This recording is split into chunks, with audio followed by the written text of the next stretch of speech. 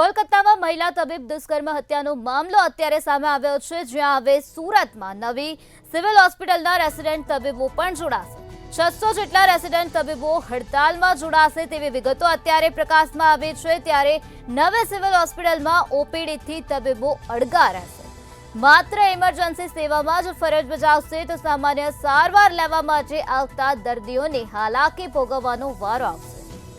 તો કોલકાતામાં જે પ્રકારે મહિલા તબીબ સાથે જે પ્રકારનો બનાવ બન્યો છે, દુષ્કર્મ હત્યાનો મામલો બન્યો છે, તેને લઈને સુરતની નવી સિવિલ હોસ્પિટલના રેસિડેન્ટ તબીબો પણ જોડાશે હડતાલમાં।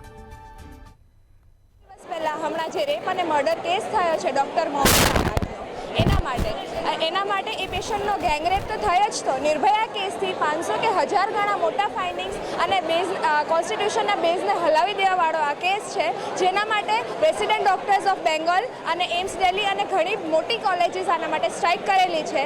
કોલકાતામાં 3000 કે 4000 લોકોએ એ સ્ટ્રાઇક કરતા લોકો ઉપર હુમલો કરી આખી હોસ્પિટલની તોડફોડ કરેલ હતી, જેને માટે આ સ્ટ્રાઇક જરૂરી છે।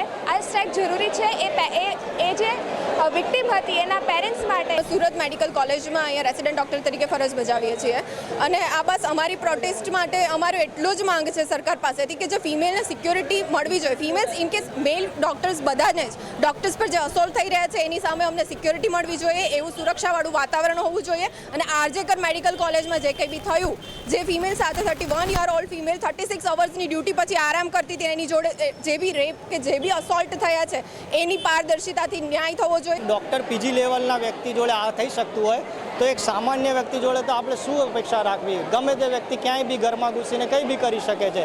એક ડિપાર્ટમેન્ટ સેમિનાર રૂમમાં જો આ થઈ શકતું હોય।